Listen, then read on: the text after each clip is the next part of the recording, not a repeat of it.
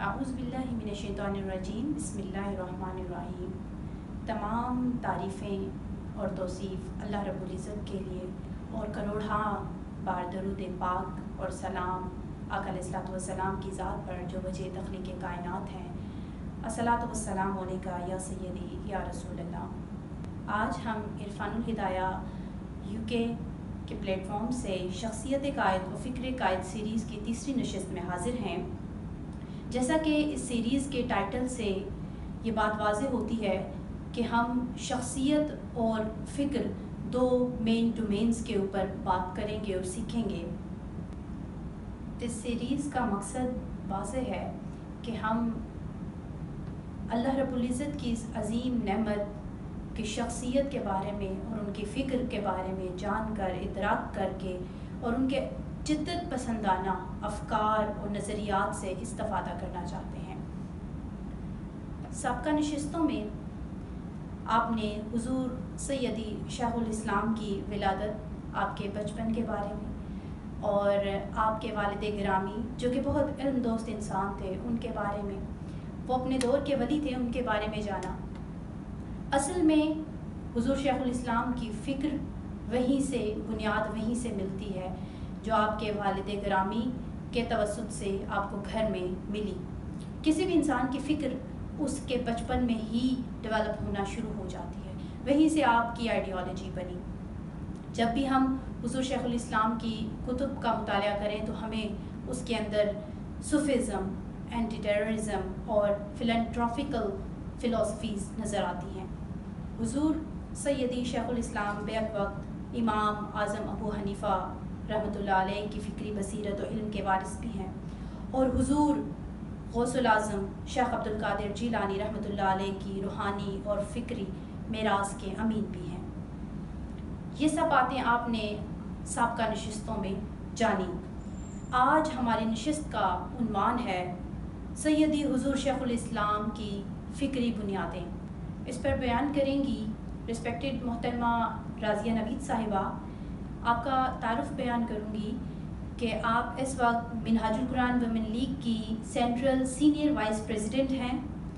Resource person ہیں علامہ Iqbal open university میں، اور کنٹینٹ رائٹر ہیں، لارل کے لیے کنٹینٹ رائٹنگ کرتی ہیں، آرٹیکل بھی لکھتی ہیں 92 نیوز کے لیے اور نئی بات کے لیے، اسلامک اسکالر بھی ہیں، اس وقت پاکستان کے تمام لیڈنگ چینلز میں کام کر چکی ہیں، اور فیڈرل اردو یونیورسٹی میں وزٹنگ لیکچرر کے طور پہ کام کر رہی ہیں۔ ونصلی ونسلم علی رسولہ الکریم، اما بعد فاعوذ باللہ من الشیطان الرجیم، بسم اللہ الرحمن الرحیم۔ فادعوا اللہ مخلصین لہ الدین ولو کرہ الکافرون، صدق اللہ المولانا العظیم وصدق رسولہ النبی الامین۔ اللہم صلی علی سیدنا و مولانا محمد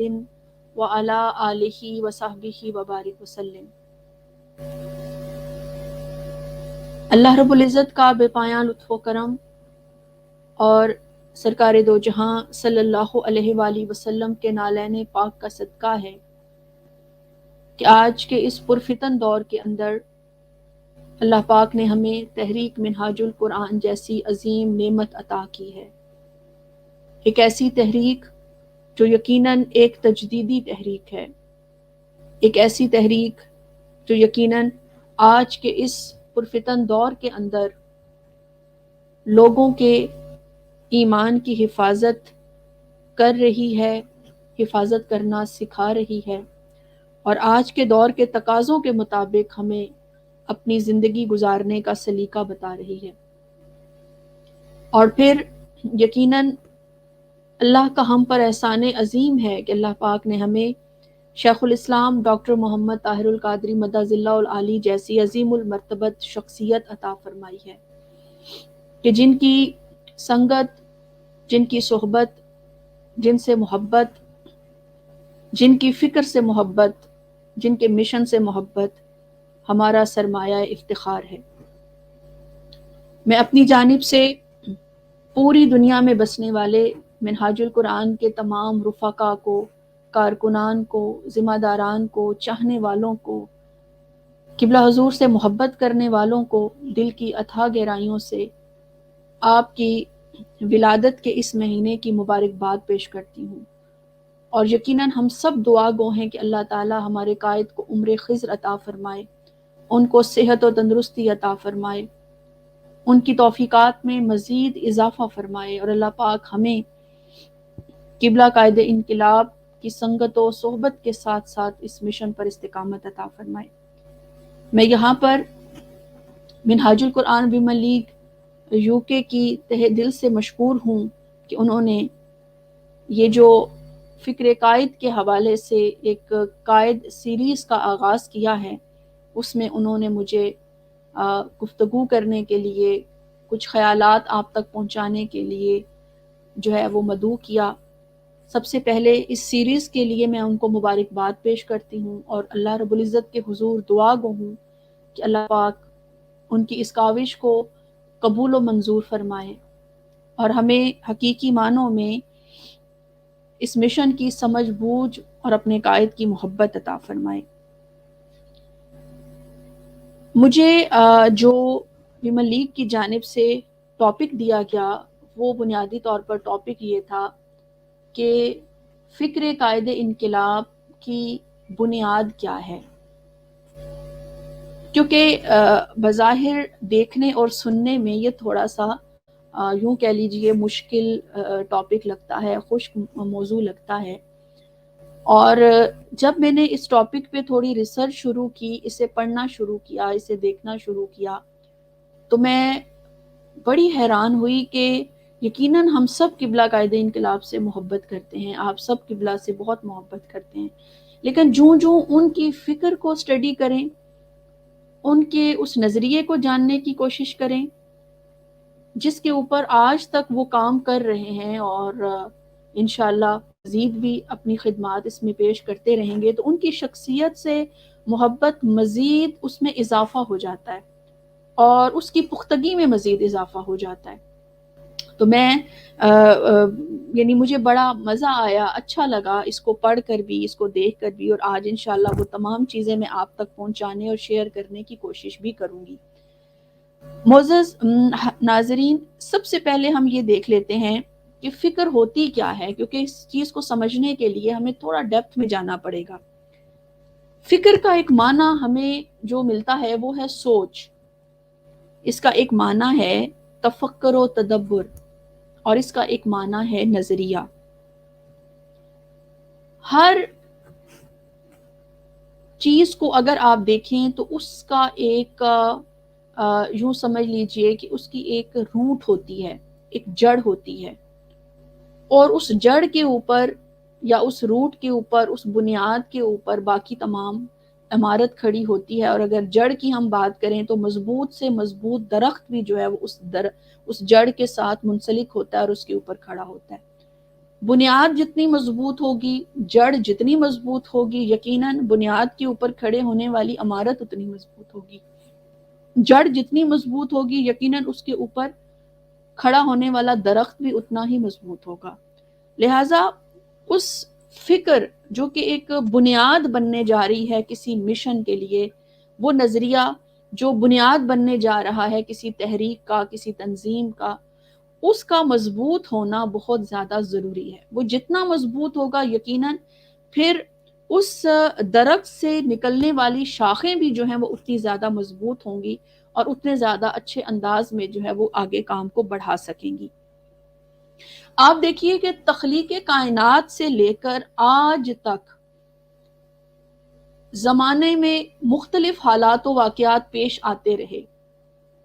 سرکار دو عالم صلی اللہ علیہ وآلہ وسلم کے اس پیارے، اس عظیم، اس خوبصورت دور کی بات کریں، تقاضے کچھ اور تھے۔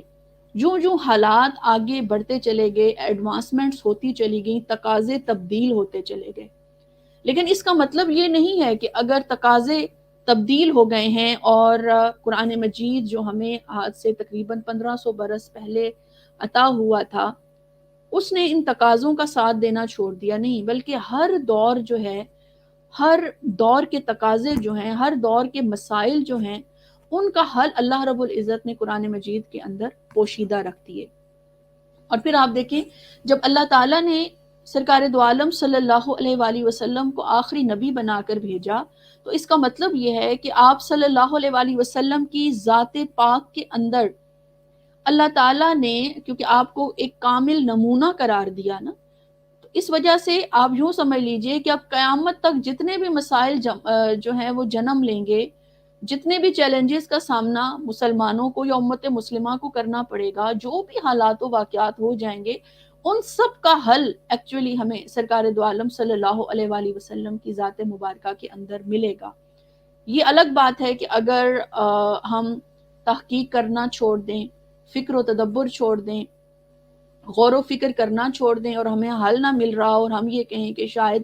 ہمارے پاس کوئی حل موجود نہیں ہے، تو یہ ہماری کمزوری ہو سکتی ہے، لیکن اللہ رب العزت کی عظیم کتاب قرآن مجید کے اندر اور سرکار دو عالم صلی اللہ علیہ وآلہ وسلم کی ذات مبارکہ کے اندر اللہ رب العزت نے ہر مسئلے اور ہر دور کے تقاضوں کے مطابق جو معاملات ہیں ان کا حل پوشیدہ رکھا ہے۔ اب یہاں پر آپ دیکھیے کہ جب تک امت مسلمہ جو ہے وہ فکر و تدبر کرتی رہی، غور و فکر کرتی رہی، حالات و واقعات کا جائزہ لیتی رہی، حالات و واقعات کی روشنی میں وہ اپنے مستقبل کی منصوبہ بندی کرتی رہی، پلاننگ کرتی رہی، جو اس دور کے چیلنجز تھے ان چیلنجز کو سمجھنے کی کوشش کرتی رہی اور اس کے روشنی میں حل فراہم کرتی رہی، اس وقت تک مسلمانوں نے پوری دنیا پر حکومت کی، اور تقریباً 1000 سال کا ہمیں عرصہ ملتا ہے کہ مسلمانوں نے پوری دنیا کی اقوام پر نہ صرف حکومت کی بلکہ ان کی امامت کے فرائض جو ہیں وہ سر انجام دیے۔ لیکن جب ہم نے دیکھا کہ ان کی فکر جو ہے، ان کا جو نظریہ ہے، ان کی جو سوچ ہے، ان کا جو تدبر ہے، اس پر جمود طاری ہوا، انہوں نے کام کرنا چھوڑا، تو پھر امت مسلمہ روبہ زوال ہو گئی، اور آج ہم اسی زوال کے پیریڈ میں سے گزر رہے ہیں۔ ہمیں امت مسلمہ کے اندر بہت بڑے بڑے مفکرین کا نام ملتا ہے جنہوں نے اپنے اپنے دور کے اندر حالات و واقعات کو دیکھتے ہوئے، مسائل کا ادراک کرتے ہوئے اپنے نظریات کو، اپنی فکر کو لوگوں کے سامنے پیش کیا۔ ان میں آپ دیکھیں شیخ احمد سرہندی ہیں، حضرت مجدد الف ثانی رحمۃ اللہ تعالیٰ ہیں، حضرت شاہ ولی اللہ محدث دہلوی رحمۃ اللہ تعالیٰ ہیں، اسی طرح سید جمال الدین افغانی رحمۃ اللہ تعالیٰ ہیں، سر سید احمد خان کا نام ہمیں ملتا ہے، اور ڈاکٹر علامہ محمد اقبال رحمۃ اللہ تعالیٰ کا نام ہمیں ملتا ہے۔ یعنی یہ وہ لوگ تھے جنہوں نے بدلتے ہوئے حالات کو یہ نہیں اس کے بارے میں سوچا کہ یہاں پر کوئی تبدیلی نہیں آ سکتی، کوئی چینج نہیں آ سکتا، نہیں، بلکہ حالات جو بھی تھے اور اس وقت کے جو بھی چیلنجز تھے، انہوں نے ان چیلنجز کو اچھی طرح سے سمجھا اور پھر قرآن اور سنت کی روشنی میں ان حالات کو سمجھتے ہوئے ان کے حل بھی مہیا کیے۔ آپ دیکھیں کہ ایک انسانی زندگی میں فکر کی اہمیت کیا ہوتی ہے۔ اگر اس چیز کو ہم شیخ الاسلام ڈاکٹر محمد طاہر القادری مدظ اللہ العالی کی تحریر سے یا تقریر سے سمجھنا چاہیں تو آپ ایک مقام پر فرماتے ہیں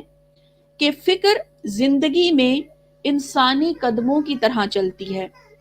انسان جس طرح دایاں قدم اٹھاتا ہے، پھر یہ قدم جب رکتا ہے تو بایاں قدم اس سے آگے نکلتا ہے،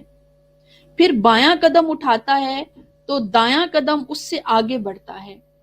الغرض جس عمل کے ساتھ انسان کی یہ رفتار آگے بڑھتی ہے، بالکل اسی طرح اہل علم و فکر امت مسلمہ کی زندگی کو تحریک دے کر تغیرات زمانہ کے ساتھ چلنے کے قابل بناتے ہیں۔ ہر صاحب فکر قدم کی طرح قوم کی زندگی کو آگے بڑھاتا ہے۔ یعنی اب اللہ رب العزت نے سرکار دو عالم صلی اللہ علیہ وآلہ وسلم پر جب نبوت کا اختتام فرمایا تو نبوت کا تو اختتام ہو گیا، آپ خاتم النبیین صلی اللہ علیہ وسلم بن گئے، مگر یہ ہے کہ ہدایت کا جو چشمہ تھا وہ جاری و ساری فرمایا۔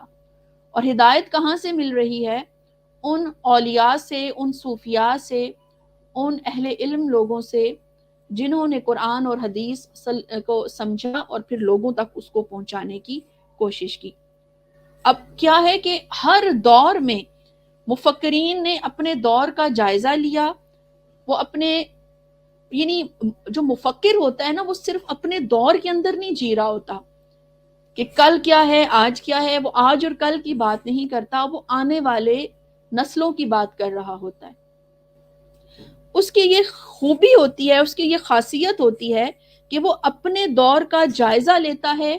اور پھر آنے والے حالات کا ادراک کرتا ہے، اور پھر قدیم جو افکار ہوتے ہیں اور اکابرین کی جو خدمات ہوتی ہیں ان سے استفادہ کرتے ہوئے اصلاح اور تجدید و احیاء دین کے لیے جو ہے وہ ایک فکر وضع کرتا ہے۔ یہی کام شیخ الاسلام ڈاکٹر محمد طاہر القادری مدظ اللہ العالی نے کیا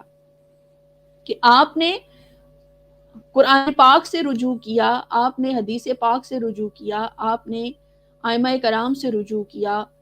آپ نے اولیاء کرام سے رجوع کیا، صوفیاء سے کیا، آپ نے تمام وہ علم کے ذخائر جو آج سے پہلے موجود تھے ان سے استفادہ کیا، لیکن جو حل مہیا کیا وہ ایسا کہ جو آج کے حالات کے مطابق بالکل پورا اترتا ہے اور آج کے تقاضوں اور آج کے جو چیلنجز ہیں ان کا ساتھ دیتا ہے۔ شیخ الاسلام نے عصر حاضر کے تمام جو حالات تھے ان کا جائزہ لے کر تجدید و احیاء اسلام کے لیے ایک فکر متعین کی، اور اس کی بنیاد کس کو بنایا؟ قرآن مجید کو۔ شیخ الاسلام نے اپنی فکر کی بنیاد بنایا، اپنی فکر کی اساس بنائی قرآن مجید کو، اور آپ نے 1973 اور 71 کے اندر اپنی ڈائری کے اندر جو مختلف پیجز لکھے، اور آپ دیکھیں کہ وہ آپ کو قرآنی فلسفہ انقلاب قبلہ حضور کی جو بک ہے اس کے اینڈ پر وہ پیجز بھی آپ کو مل جائیں گے۔ اس پہ جب قبلہ حضور نے بات کی تو آپ نے بڑا کلیئر کٹ اس بات کا اشارہ دیا ہے کہ میں نے اپنی فکر کی بنیاد جو ہے وہ قرآن مجید کو بنایا، اور پھر خصوصی طور پر جب قبلہ قائد انقلاب نے انقلابی فکر متعین کرنا چاہی تو آپ فرماتے ہیں کہ میں نے قرآن مجید کو بغور پڑھنا شروع کیا، بغور مطالعہ کرنا شروع کیا، اور پھر اسی کو بنیاد بناتے ہوئے قبلہ قائد انقلاب نے اپنی انقلابی فکر ڈیولپ کی اور پھر اس کو لوگوں تک پہنچایا۔ پھر اسی طرح قبلہ قائد انقلاب نے اپنی فکر کی بنیاد قرآن مجید کو بنایا، اور جب اس فکر کو دوسرے لوگوں تک پہنچانے کی باری آئی اور ایک تحریک اور تنظیم کا آغاز کرنا چاہا تو اس کا نام بھی قبلہ قائد انقلاب نے منہاج القرآن رکھا، یعنی قرآن کا راستہ۔ تو یہاں سے آپ دیکھ سکتے ہیں کہ ان کی قرآن مجید کے ساتھ محبت اور اس فکر کے ساتھ محبت اور اس فکر کا جو نچوڑ انہوں نے حاصل کیا اسی کی بنیاد پر انہوں نے آگے چل کر اپنی تحریک کا نام جو ہے وہ متعین فرمایا۔ اسی طرح سے آپ دیکھیں کہ شیخ الاسلام کی کوئی بھی تحریر ہو، کوئی بھی تقریر ہو، آپ کی جو مجالس ہیں وہ ہوں، آپ کی صحبت میں بیٹھنا ہو، وہاں پر کوئی بھی بات قرآن کی روح کے خلاف نہیں ہوتی۔ اب ہم یہاں پر ایک ذہن میں سوال پیدا ہو سکتا ہے کہ ہم جو آج یہاں پر بیٹھ کر قبلہ قائد انقلاب کی فکر کی بنیاد کو یا فکر کو سمجھنے کی کوشش جو کر رہے ہیں تو اس کی آخر ضرورت کیوں ہے، کیوں ضروری ہے کہ ہم اس فکر کو سمجھنے کی کوشش کریں؟ تو اس کا ایک بڑا خوبصورت سا جواب جو ہے وہ مجھے ڈاکٹر حسین محی الدین قادری ان کی جو کتاب ہے فلسفہ تحریک وہاں سے ملا، اور بہت اچھا لگا۔ میں نے کہا چلیں یہ چیز بھی آپ تک میں پہنچاؤں گی۔ آپ اپنی اس کتاب میں لکھتے ہیں کہ یہ انسانی سرشت میں سے ہے کہ انسان جب لمبے سفر پر روانہ ہوتا ہے تو ضروری سامان، راستے کے لیے کھانا اور رقم وغیرہ لے کر نکلتا ہے۔ کئی دن کا سفر ہو تو کپڑے بھی ساتھ لے لیتا ہے، جبکہ ہماری جو منزل ہے بہت دور ہے، سفر بھی لمبا ہے اور کٹھن بھی ہے۔ زیادہ راہ کے بغیر سفر کا تصور بھی نہیں کیا جا سکتا۔ اب یہ جو تحریکی فکر ہے، اس نظریے کو سمجھنا ہے، یہ بنیادی طور پر ہمارے لیے زیادہ راہ ہے۔ سفر کا سامان ہے. اگر ہمارے پاس اس سفر کا سامان اچھی مقدار میں موجود ہوگا، ہمیں اس فکر کی، اس نظریے کی صحیح طرح سے پہچان ہوگی، سمجھ بوجھ ہوگی، تو یقیناً ہمارے لیے یہ سفر بہت زیادہ آسان ہو جائے گا. قائد کی محبت ہے، آپ کے شیخ کی محبت ہے، یقیناً فکر اور نظریے کی پختگی میں یہ بہت اہم کردار ادا کرتی ہے. جب آپ اپنے قائد سے محبت کرتے ہیں، جب آپ اپنے شیخ سے محبت کرتے ہیں، تو پھر ان کی فکر کو سمجھنے کی کوشش کرتے ہیں، ان کے نظریے کو سمجھنے کی کوشش کرتے ہیں، تاکہ یہ محبت صرف زبانی کلامی نہ رہے بلکہ عملی طور پر اس محبت کے اظہار کی کوئی صورت پیدا کی جا سکے. یہاں پر آپ دیکھیں کہ فکر کیوں ضروری ہے کہ قبلہ قائد انقلاب جس مشن کی بنیاد رکھ رہے ہیں، جس تحریک کی بنیاد رکھ رہے ہیں، آج آپ دیکھیے کہ 40 برس، اس سے بھی زیادہ کا عرصہ گزر چکا ہے، اور ہر دن کے ساتھ ہمیں تحریک منہاج القرآن کے پلیٹ فارم پر نئی کامیابیاں نظر آتی ہیں، ایک نیا افق ابھرتا ہوا نظر آتا ہے. یہ ایسا کیوں ہے کہ قبلہ قائد انقلاب کی وہ فکر اتنی مضبوط تھی، اتنی سٹرونگ تھی، اتنی پختہ تھی کہ آپ کو شروع سے ہی اس بات کا اچھی طرح سے علم تھا کہ جس سفر کا میں آغاز کرنے جا رہا ہوں، اس سفر کی آخر منزل کیا ہوگی. اب قبلہ قائد انقلاب نے اس سفر کا آغاز کیا اور اس کی فکر کی بنیاد قرآن مجید کو بنایا. اب آغاز کرنے والا یقیناً سب سے بہتر اور بہترین جانتا ہے کہ فکر کیا ہے، مقاصد کیا ہیں، کس راستے سے گزر کر اس نے منزل تک پہنچنا ہے، منزل حاصل کیسے ہوگی. لیکن جیسے آپ یوں سمجھ لیں، اگر ایک ٹرین ہے تو ٹرین کے ڈرائیور کو پتا ہے کہ میں نے اس شہر سے سفر شروع کیا ہے اور مجھے اس شہر تک جانا ہے، تو اس کے لیے مجھے کون سا راستہ اختیار کرنا ہے، میری تیاری کیسی ہونی چاہیے، میرے پاس کون کون سی چیزیں ہوں گی جو سفر کے دوران مجھے ضرورت پڑ سکتی ہیں. لیکن اس ٹرین میں سوار ہونے والے کو یہ تو پتا ہو سکتا ہے کہ منزل کون سی ہے، لیکن کس راستے سے ہو کر جانا ہے، کون سا راستہ ہے جو مختصر ہے، کون سا راستہ ہے جو لمبا ہے، کون سا راستہ ہے جس پر پریشانی زیادہ ہو سکتی ہے، کون سا راستہ ہے جو بنسبت دوسرے راستے کے، کٹھن راستے کے تھوڑا آسان ہو سکتا ہے. یہ اس ڈرائیور کو زیادہ بہتر طور پر پتا ہوتا ہے. یا پھر ان لوگوں کو اس کا اندازہ ہو سکتا ہے، یعنی بالکل کلیئر کٹ تو نہیں میں کہتی، لیکن اندازہ ہو سکتا ہے جو ڈرائیور کی فکر سے، ڈرائیور کی پلاننگ سے، ڈرائیور کی جو منصوبہ بندی ہے اس سے کسی حد تک شناسائی رکھتے ہوں، اس کو جانتے ہوں، اس کو سمجھتے ہوں، اس کو. اور اگر میں قبلہ قائد انقلاب کی بات کروں تو وہ لوگ جو قائد محترم کو پڑھتے ہیں، قائد محترم کو سنتے ہیں اور قائد محترم کی فکر کو سمجھنے کی کوشش کرتے ہیں، پھر اپنا ایک عملی کردار بھی سوسائٹی میں ادا کرنے کی کوشش کرتے ہیں، وہ کسی حد تک قائد محترم کی فکر کو سمجھتے ہیں. یہی وجہ ہے کہ اگر کبھی بھی کچھ بھی زیر و بام آ جائیں، حالات کٹھن ہو جائیں، کبھی مالی قربانی دینی پڑ جائے، کبھی جانی قربانی دینی پڑ جائے، کبھی قائد محترم حکم فرما دیں کہ آپ نے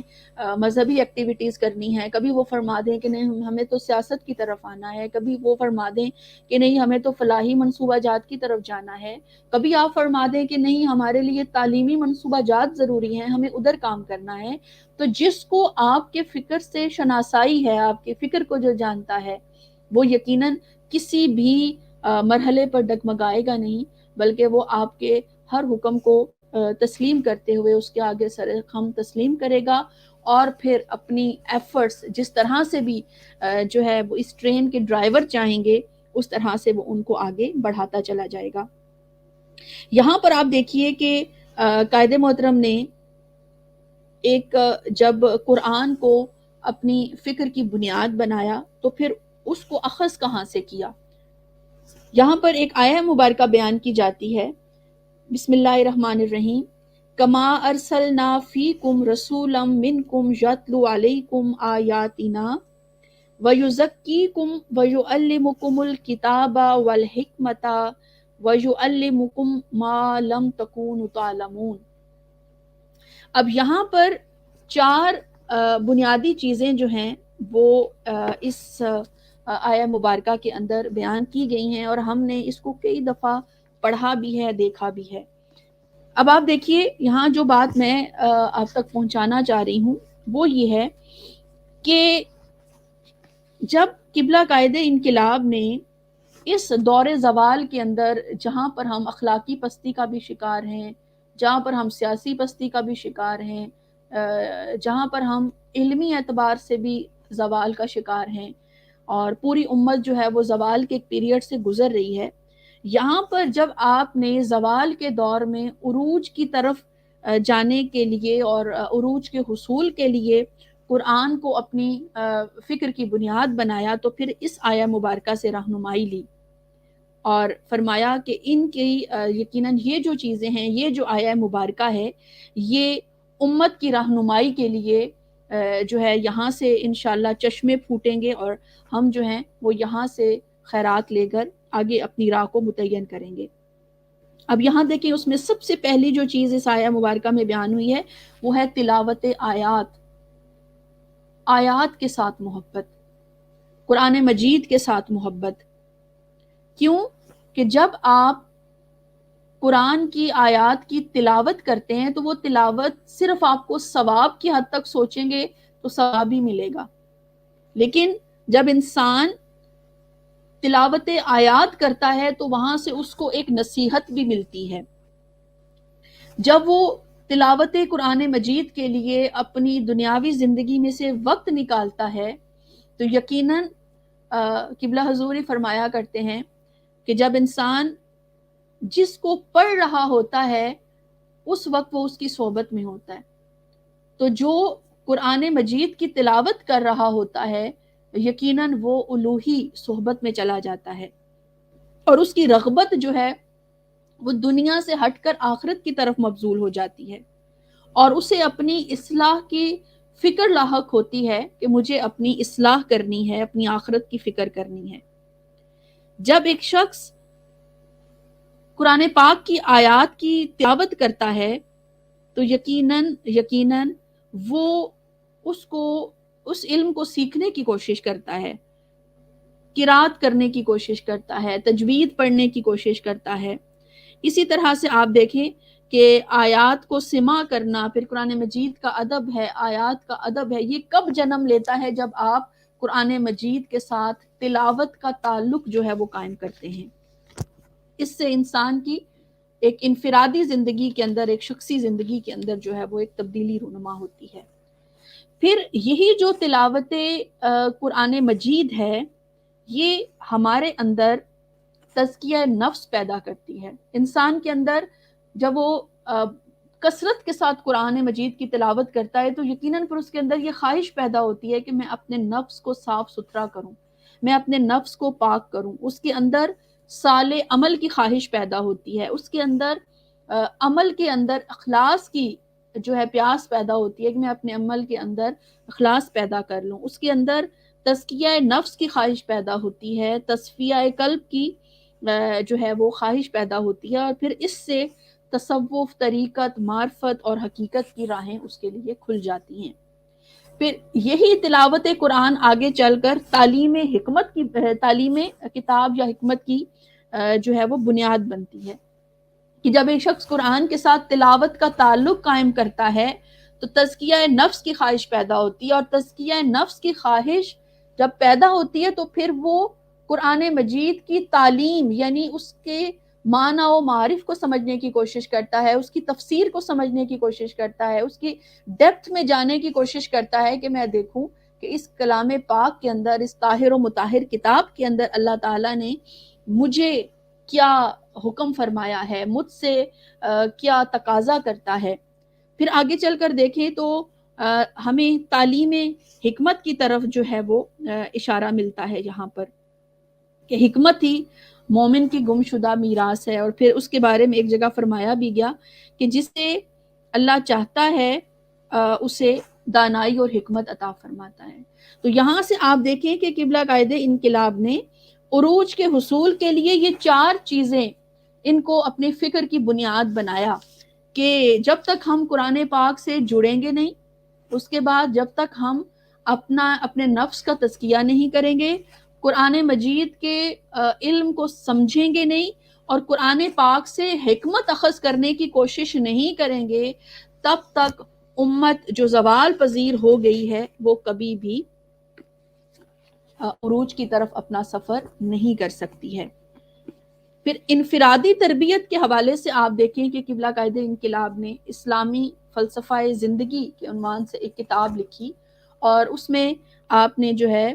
ایک آیہ مبارکہ بیان کی جس میں آپ فرماتے ہیں بسم اللہ الرحمن الرحیم وما خلقت الجن والانس الا لیعبدون، کہ اللہ پاک نے یعنی کوئی انسان، ہر انسان اور جو جن ہے اس کی زندگی کا ایک ہی مقصد ہے، اور وہ کیا ہے کہ وہ اللہ کی عبادت کرے۔ اب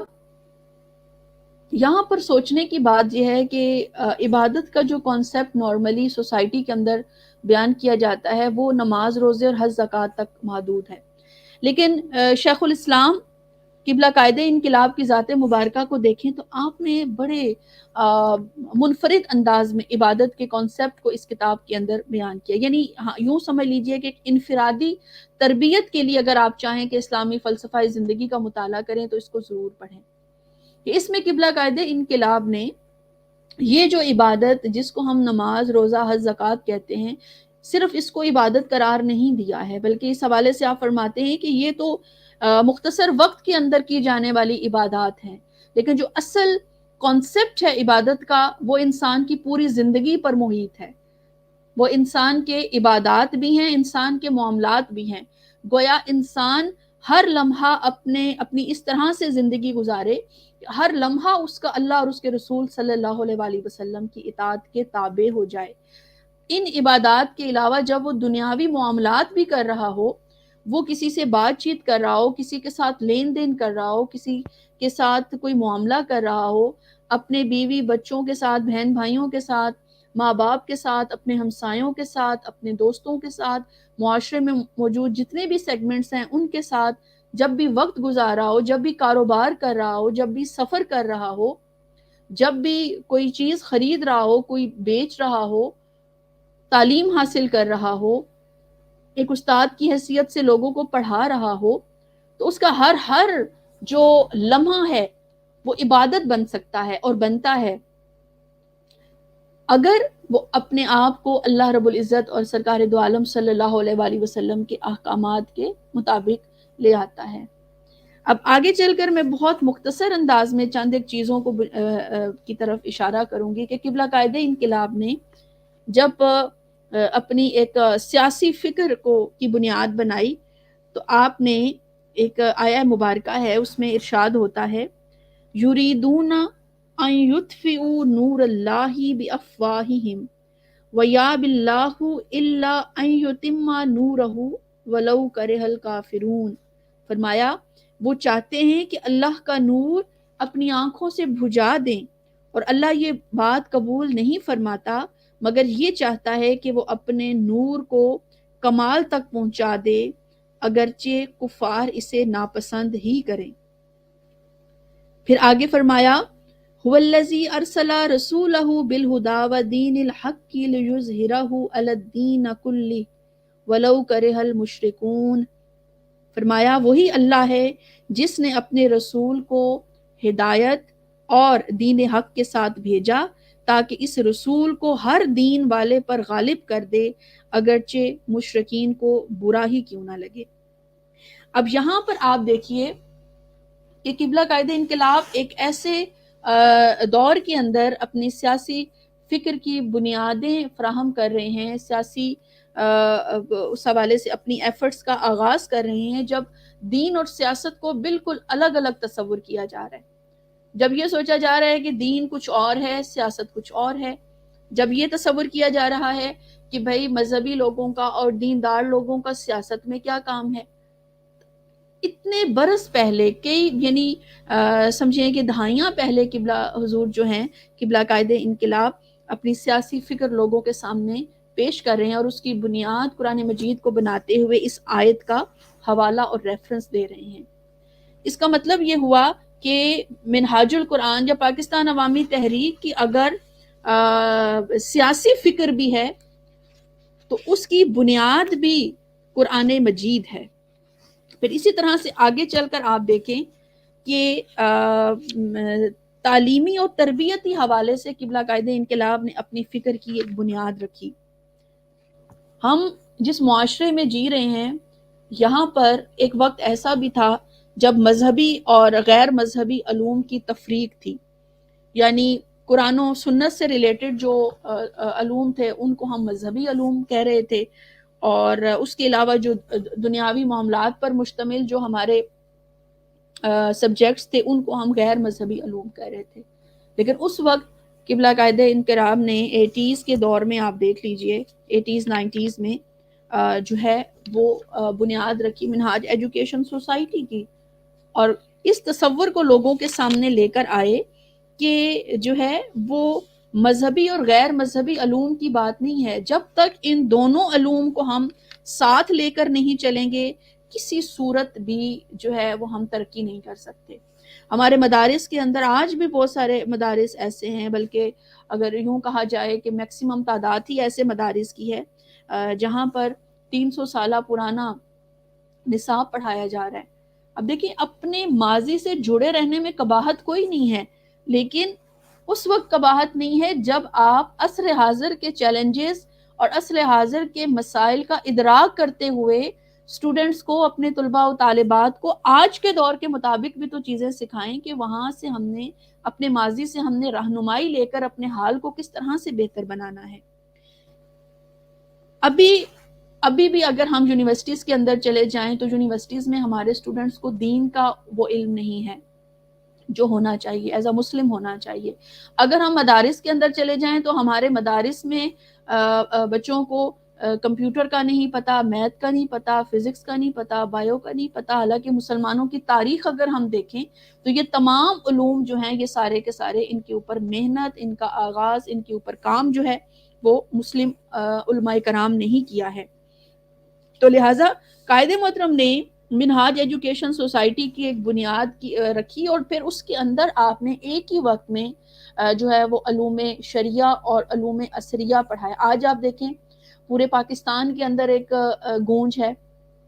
کہ مدارس کا جو سلیبس ہے اس کو اپ ٹو ڈیٹ کیا جائے۔ آج یونیورسٹیز کے اندر جو ہے وہ قرآن پاک کا ترجمہ جو ہے وہ اس کو کمپلسری کیا جا رہا ہے، کالجز میں کمپلسری کیا جا رہا ہے۔ سلام پیش کرتے ہیں ہم اپنے قائد کی فکر کو، اپنے قائد کے ویژن کو، کہ اتنے سال پہلے انہوں نے اس کے اوپر کام شروع کر دیا تھا، اور آج الحمدللہ تعالی منہاج کالج برائے خواتین ہو، آج جو ہے وہ کورسز ہو، منہاج یونیورسٹی ہو، ماشاءاللہ یو کے اندر بھی کالج کے تھرو جو ہے وہ علوم شریعہ کی تعلیم دی جا رہی ہے۔ یہ سارے ادارے آج الحمدللہ ہم بڑے کانفیڈنس کے ساتھ لوگوں کے سامنے یہ بات بیان کر سکتے ہیں کہ ہمارا جو پڑھا ہوا اسٹوڈنٹ ہے وہ دنیاوی اور دینی دونوں علوم کے اوپر یکساں گرپ رکھتا ہے، بات کر سکتا ہے، اور اس حوالے سے جو ہے وہ جانتا ہے۔ پھر اسی طرح سے آگے چل کر اگر ہم جو ہے وہ دینی اور مذہبی حوالے سے بات کریں تو وہ میں نے پہلے بھی عرض کیا کہ ایک جو دوئی کریٹ کر دی گئی تھی سیاست اور دین کے اندر بھی، دین اور مذہب کے اندر بھی، تو اس کو قبلہ قائد انقلاب نے بہت حد تک برج اپ کیا ہے اور اس کو لوگوں کے سامنے پیش کیا ہے۔ پھر اسی طرح سے اگر آپ دیکھیں تو کسی بھی خاندان کی بنیاد جو ہے وہ ایک فیملی یونٹ کے اوپر ہوتی ہے۔ فیملی یونٹ جتنا جو ہے وہ یوں سمجھ لیں مضبوط ہوگا، اتنا ہی خوبصورت خاندان لوگوں کے سامنے پریزنٹ ہوگا، اور اتنی ہی خوبصورت سوسائٹی جو ہے وہ جنم لے گی۔ تو ہم دیکھتے ہیں کہ اس مشن کے اندر، تحریک کے اندر، جہاں پر مرد اپنا ایک اہم رول پلے کر رہے ہیں، وہیں پر خواتین بھی اپنا ایک کردار ادا کر رہی ہیں۔ اور اس میں بھی اگر آپ دیکھیں تو کیونکہ ایک ماں ہونے کی حیثیت سے عورت کے کندھوں پر بہت بڑی ذمہ داری ہے۔ آج جب سوسائٹی کے اندر ہمیں یہ چیز مل رہی ہے کہ مرد اور عورت ایک دوسرے کے مقابل آ کر کھڑے ہوئے، وہاں پر جب ہم منہاج القرآن کے سے ریلیٹڈ لوگوں کی زندگیوں کو دیکھتے ہیں، اس خاندان کے اندر ایک شوہر اور بیوی کو دیکھتے ہیں تو ہم ان دونوں کو ایک دوسرے کے مقابل نہیں دیکھتے، بلکہ ایک دوسرے کا سپورٹیو دیکھتے ہیں۔ مرد اپنی زوجہ کی سپورٹ کرتے نظر آتا ہے اور زوجہ اپنے شوہر کی سپورٹ کرتے نظر آتی ہے، اور یہ یقیناً اس کے پیچھے جو تربیت ہے وہ شیخ الاسلام ڈاکٹر محمد القادری کی تربیت ہے، جنہوں نے اپنے بیٹوں کو بھی اپنی بیٹیوں کو بھی یہ بات سکھائی ہے کہ کس طرح سے اپنے اپنے دائرۂ کار میں رہتے ہوئے آپ معاشرے کے لیے ایک اہم کردار ادا کر سکتے ہیں۔ اور آج ہم بڑے فخر سے یہ بات کہتے ہیں، ایک منہاج القرآن بھی ملیک کا پارٹ ہونے کی حیثیت سے بھی بڑے فخر سے میں اس بات کو بیان کرتی ہوں کہ بہت خوبصورت انداز میں، یعنی مجھے جو سسٹم منہاج فیملیز کے اندر نظر آتا ہے وہ اس کی بہت کمی ہے دیگر جو ہے گھرانوں کے اندر، خاندانوں کے اندر، اور اس کا کریڈٹ بھی حضور شیخ الاسلام کی ذات کو جاتا ہے کہ انہوں نے ہماری انفرادی ایک فیملی جو ایک تربیت ہو سکتی ہے، چاہے وہ اعتکاف کے دوران ان کے لیکچرز ہوں، چاہے ان کی مجالس مختلف نشستیں ہوں جس کے اندر وہ اس چیز پر زور دیتے ہیں کہ خاندان مضبوط ہوگا تو یقیناً خوبصورت معاشرہ جنم لے گا۔ پھر اسی طرح سے آپ دیکھیں کہ اسلام کی جو ایک اہم یعنی اس کی ایک فکری اعتبار سے دیکھیں تو وہ معاشی فکر ہے۔ اب معاشی اعتبار سے اسلام ہمیں یہ تصور دیتا ہے کہ جو تمہاری ضرورت سے زائد ہے اس کو خرچ کر دو، اس کو خرچ کر دو۔ اب یہ تصور قبلہ قائد انقلاب نے اس کو بھی اپنے مشن کے اندر شامل کیا، اس پہلو کو بھی آپ نے تشنا نہیں چھوڑا،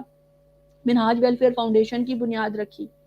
بہت سارے ایسے لوگ جو منہاج ویلفیئر فاؤنڈیشن میں آ کر کام کرتے ہیں، نہ صرف پاکستان کے اندر بلکہ پوری دنیا کے اندر، جہاں جہاں سے کسی مظلوم کی آواز بلند ہوتی ہے، اسے تعاون کی مدد کی ضرورت پڑتی ہے، تو وہاں پر ہماری منہاج ویلفیئر فاؤنڈیشن کی ٹیم پہنچتی ہے، اور وہ لوگ جو ڈونیٹ کر سکتے ہیں، اللہ تعالیٰ نے جن کو وسیع رزق عطا فرمایا ہے، وہ منہاج ویلفیئر فاؤنڈیشن کے تھرو جو ہے وہ اپنا ایک کردار ادا کرنے کی کوشش کر رہے ہوتے ہیں۔ تو یہاں پر میری عزیز بہنوں، میرے تمام سامعین اور ناظرین، آپ یہ دیکھیں کہ قبلہ قائد انقلاب نے، شیخ الاسلام نے جب اپنی فکر کی بنیاد قرآن کو بنایا تو قرآن وہ کتاب ہے جس کے اندر ہر علم کو ڈسکس کیا گیا، ہر علم کی بنیاد ہمیں قرآن مجید سے مل رہی ہے۔ تو اس کا مطلب یہ ہوا کہ جب آپ نے منہاج القرآن بنایا تو پھر اب آپ کے مشن کے اندر جو پہلو جس کو قرآن مجید کے اندر ڈسکس کیا گیا ہے، قبلہ قائد انقلاب نے کسی نہ کسی صورت میں اس کو اپنے مشن کے اندر شامل فرمایا ہے، تاکہ مجموعی طور پر اور کلی طور پر ہم پورے کے پورے اس قرآن پاک کی جو فکر ہے اس کو پریزنٹ کر سکیں، اس فکر کو لوگوں کے سامنے پیش کر سکیں، اس فکر کے اوپر کام کر سکیں، کیونکہ انقلاب اس وقت تک نہیں آیا کرتا جب تک کہ آپ تمام تر پہلوؤں کو ایک جگہ پر جمع کر کے ان کے ذریعے سے اپنی ایفرٹ کا آغاز نہیں کرتے اور آگے نہیں بڑھتے۔ تو لہٰذا ہمیں اس فکر کو سمجھنے کی ضرورت ہے، اس فکر کو جاننے کی ضرورت ہے۔ آپ یقین مانیں قبلہ قائد انقلاب کی فکر کو جتنا سمجھیں گے اتنا زیادہ ایک تو آپ کے لیے محبت میں اضافہ ہوگا، آپ کے لیے ادب اور احترام میں اضافہ ہوگا، اور سب سے بڑی چیز یہ کہ جب تک ہم اس فکر کے ساتھ اپنے آپ کو نہیں جوڑیں گے، ہم کبھی بھی ایک یوں سمجھیں کہ بہت وفادار قسم کے ورکر نہیں بن سکتے۔ اس لیے کہ جو فکر کے ساتھ اپنا مضبوط تعلق نہیں جوڑتا، اس کو سمجھتا نہیں ہے، اس پر سوچتا نہیں ہے، اسے سمجھتا نہیں ہے، وہ جب کبھی بھی حالات میں کوئی تبدیلی آ جاتی ہے، کوئی مشکل آ جاتی ہے، کوئی کٹھن راستہ آ جاتا ہے، کوئی پریشانی آ جاتی ہے، تو وہ ڈگمگا جاتا ہے۔ اس کو یہ سمجھ نہیں آتی کہ مجھے مشن کے اوپر قائم رہنا ہے یا مجھے مشن کو چھوڑ کر کسی اور طرف چلے جانا ہے۔ وہ پھر اسی سوچ میں، اسی گمان میں، اسی خیال میں رہتا ہے کہ فلاں کامیاب ہو گیا، وہ ہم سے آگے چلا گیا، وہ ہم سے آگے نکل گیا، کیونکہ اس کو یہ علم نہیں ہوتا کہ ہم نے جس منزل کا تعین کیا ہے اور جس منزل تک ہم نے پہنچنا ہے، وہ منزل سال، 2 سال، 5 سال، 10 سال اس قید میں نہیں ہے۔ اس میں نہیں ہے کہ ہمیں 10 سال بعد ہر حال میں منزل ملے گی ہی ملے گی، 5 سال بعد ملے گی ہی ملے گی، نہیں۔ جس وقت ہم اس فکر کو سمجھتے ہوئے اپنی تمام تر ایفرٹس پٹ کر دیں گے، اپنی تمام تر کاوشیں کر دیں گے، اپنی تمام تر کام جو ہیں وہ ہم اپنی جد و جہد کو آخری سمجھیں کہ پیک پر لے جائیں گے، اس وقت یقیناً پھر اللہ پاک کی طرف سے مدد بھی نازل ہوتی ہے، اور جو خواب قبلہ قائد انقلاب کی آنکھوں نے دیکھا ہے انشاءاللہ وہ شرمندہ تعبیر بھی ہوگا، اور آگے بڑھ کر جو ہے وہ پوری دنیا انشاءاللہ وہ وقت دیکھے گی کہ کس طرح سے جو ہے انہوں نے اپنا ایک راستہ خود بنایا اور پھر اس راستے پر چلتے ہوئے اپنی منزل تک بھی پہنچے۔ تو میں نے جو ہے وہ اپنی بساط بھر کوشش کی کہ قبلہ قائد انقلاب کی جو فکر کی بنیاد ہے اس کو سمجھ سکوں، آپ تک پہنچا سکوں۔ یقیناً بہت ساری کمیاں خامیاں رہ گئی ہوں گی، مجھے اس کو کہنے میں کوئی جو ہے وہ اس میں آر نہیں ہے، اور میں دعا گو ہوں کہ اللہ تعالی ہمیں اس فکر کو سمجھنے کی توفیق عطا فرمائے، اسے مزید سمجھنے کی توفیق عطا فرمائے۔ یقیناً اگر میں نے کوئی اچھی بات آپ کے سامنے پیش کی ہے تو یہ صرف جو ہے اللہ اور اس کے رسول صلی اللہ علیہ وسلم کی عطا اور قبلہ قائد انقلاب کا فیض ہے، اور جو بھی غلطی مجھ سے ہوئی ہے اس پر میں معذرت خواہ ہوں، اور اللہ پاک سے دعا کرتی ہوں کہ اللہ پاک اس پر جو ہے مجھے معاف فرمائے۔ وما علینا الا البلاغ المبین۔ نگاہ بلند، سخن دل نواز، جاں پرسوز، یہی ہے رخت سفر میر کارواں کے لیے۔ آپ نے بہت کچھ سیکھا ہوگا ہماری لرنڈ اسکالر سے، اور آپ حضور سیدی شیخ الاسلام کی فکری بنیادوں کے بارے میں بہت حد تک جان چکے ہوں گے۔ آخر میں میری دعا ہے اللہ رب العزت سے ہمیں حضور سیدی شیخ الاسلام کے ساتھ جوڑے رکھے، اور ان کے ذریعے عالم اسلام کے لیے اگر ہم اپنی تائیں کچھ کوشش کر سکتے ہیں تو اپنا فریضہ ادا کر سکیں، اپنا حق ادا کر سکیں۔ میری زندگی کا مقصد تیرے دین کی سرفرازی، میں اسی لیے مسلمان، میں اسی لیے نمازی۔ جزاک اللہ خیر۔